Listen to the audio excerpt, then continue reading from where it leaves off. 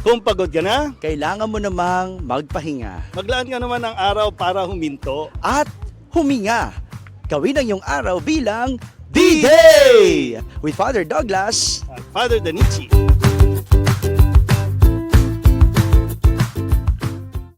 Yon, so matapos ang ilang buwan nating pamamahinga, tayo ay nagbabalik ngayon. Pero siyempre, bago na ang ating kumbaga content natin. Pagkatapos nating magpunta sa iba't ibang mga simbahan Siyempre, dumalo ng misa, magbigay ng reflection. Yan. So at kumain ng iba't ibang pagkain Oo, sa ng ating bawat misa lugar. at mesa. Kaya ngayon, at siyempre dahil nga nagkaroon tayo ng iba-ibang mga assignment, bago na yung assignment natin, kaya nahirapan tayo para doon sa ating mga schedule. Oo pero nga eh, ngayon pero ay 7 buwan na yun. 7 buwan na nakalipas. Okay. So, ako ay Paris Priest na ng San Jose Gagalangin, Yan. dyan sa May Tondo. At syempre, ako naman ang pumalit na kura paroko sa iyong dating parokya, ang Nuestra Señora de la Soledad Parish. At ngayon ay sinikap natin na dahil nga marami rin na nagtatanong kung kailan ba tayo babalik. Kaya ito, bagong format tayo at bibigyan natin ng pahalaga ang magpahinga. Yan, magpahinga pagkatapos ng napakarami nating ginawa. Panahon naman at oras naman para maglaan ng konting pahinga at huminga. Ayan, kaya ito yung tinatawag nating D-Day o Day Off with Father D's. Ayan, syempre.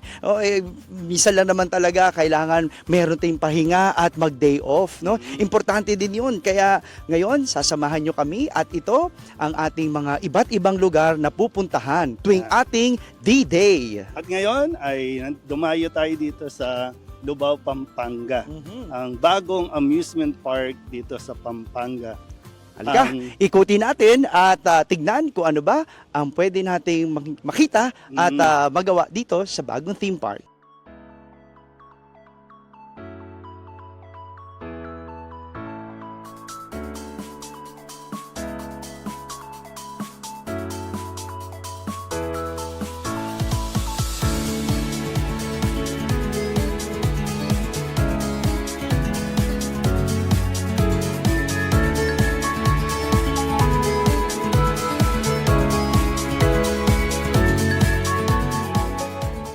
So, maganda rin naman dito, no? Nakaka-relax din.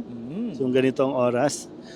Talagang kailangan din natin to. First time natin dito, Father, no?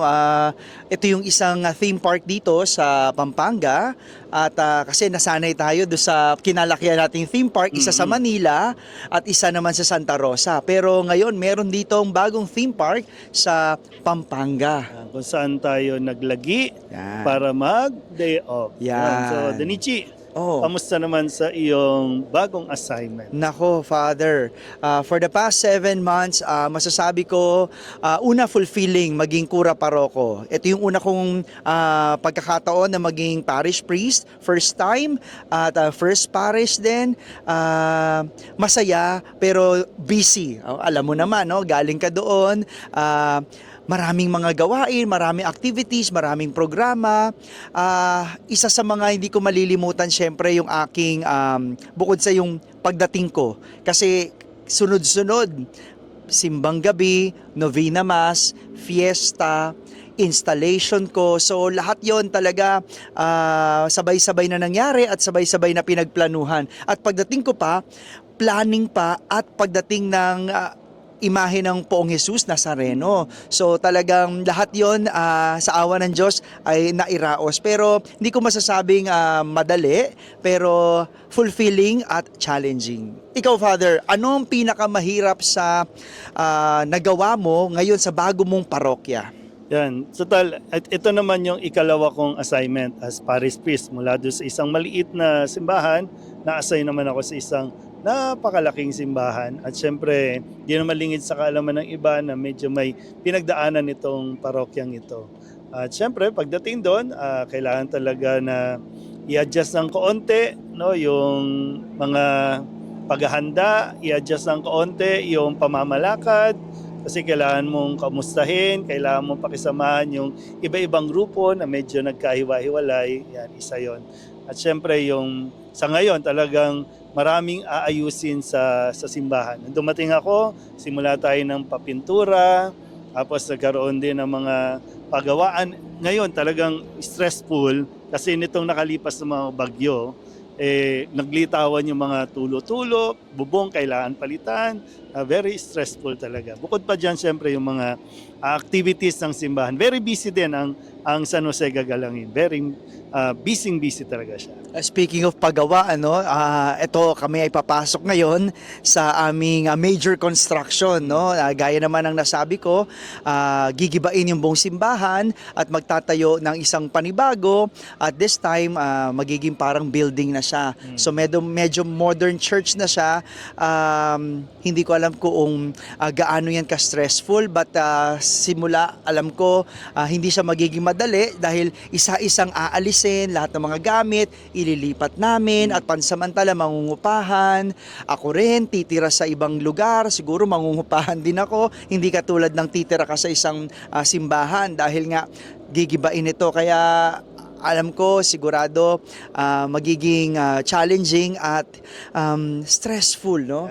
Wala naman talagang walang stress sa buhay. So, ganun po, no? Parang hindi mauubos yung gawain.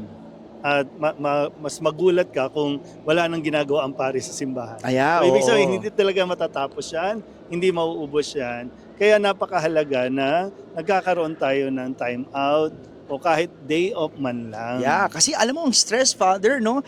Hindi talaga may iwasan, no? Lalo na kapag ikaw ay nagtatrabaho, ikaw ay kumikilos. Kaya alam ko, no, sa mga trabahador, sa mga manggagawa nating Pilipino na nai-stress, no? Nai-stress sa mismo kanilang trabaho, nai-stress sa pagko-commute, nai-stress dahil mababa ang sahod, hindi nawawala yan. Pero yan yung kinakailangan nating i-manage, yung stress, no? Hindi rin dapat mawala. Yes. No, yung pagbibigay mo ng pahinga sa iyong sarili. Kaya dapat at importante yung kahit papaano magpahinga. No, maswerte lang tayo ngayong araw na to kahit papaano nakabisita tayo sa ganitong lugar. Ito lang yung paraan natin after 7 months Parang naman. kailangan mo din talagang maglaan ng araw. Kasi pag sinabi natin na busy, hindi talaga maubos. Pero Yeah. kailangan mo talaga na maglaan ng araw para makapag-day off ka. Kailangan mo talagang huminga. No, yun nga yung sinasabi ng pahinga, parang pahingi ng paghinga. No, kailangan mo munang huminga ulit, yung to breathe, no? Para hindi ka rin ma-burn out. Yeah. O kaya, kasi mahirap din yung trabaho ka ng trabaho, gawa ka ng gawa, tapos nagiging mainit ang ulo mo. Kasi, yun nga, no, medyo stress ka na talaga. Yes. So, Father, ikaw, pag na-stress ka, ano yung una mong ginagawa o ano yung ginagawa mo? Ano talaga, yung manahimik, yung mag-spend ka lang, natahimik ka lang, wala kang gagawin, yan. Pero syempre, maraming pwede. Lumabas ka, makipagkwentuhan ka, makipag-meet ka sa mga barkada mo, kaibigan. Mahalaga kasi yun, no? Yung nakaka-express ka din, yung nailalabas mo din, yung kung ano man yung mga na-experience mo sa parokya. Kaya para magkakaroon ka rin ng bagong mindset, at the same time, syempre, nakakaluwag ng pakiramdam. Totoo yan, no? At importante naman talaga yung manahimik. Lalo na ako nga self-proclaimed or well I can say no, ako ay isang introvert na napapagod ako kakausap ng mga tao, kaka-entertain. No, syempre bilang pare, marami tayong nami-meet, kinakausap. Nararamdaman ko yung pagod, nauubos yung energy ko kapag gano'n. At nakaka-regain ako kapag ako'y nag-iisa. No, importante sa akin yung mag-isa lang ako, nagda-drive, kung di man ako magda-drive, naglalakad, tumatakbo, at doon ako nakaka-regain ulit ng aking lakas at energy, kumbaga. Hoy, kung magde-day off kayo, hindi kinakailangan gumastos o kaya hindi kinakailangan mahal. Pero syempre, kung may kapasidad ka, why not? From time to time, i-pamper mo rin yung sarili Ibigay mo rin naman sa sarili mo bilang ikaw naman yung nagtatrabaho, nagsisikap at talagang kumakayod. No? Importante yun na mabigyan yung sarili mo ng panahon at mabigyan ng sarili mo ng kahit na kaunti lang na kasiyahan. Para naman yan sa ipagpapatuloy mo pang mga gawain at trabaho. Kaya salamat sa Diyos, no? Salamat sa Diyos sa mission natin at salamat sa Diyos sa day off natin. Yes. Kaya enjoy natin ang araw na ito.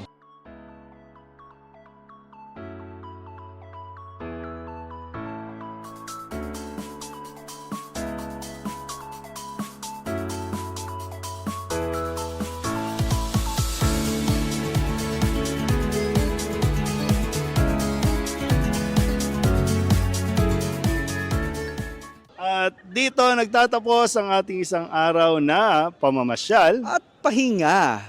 Kaya kung pagod ka na, Kailangan mo nang magpahinga isa't mo na ang araw para huminto. at huminga. Gawin ang iyong araw na isang D-Day with Father Douglas. Father Danichi. Tara, kain pa tayo.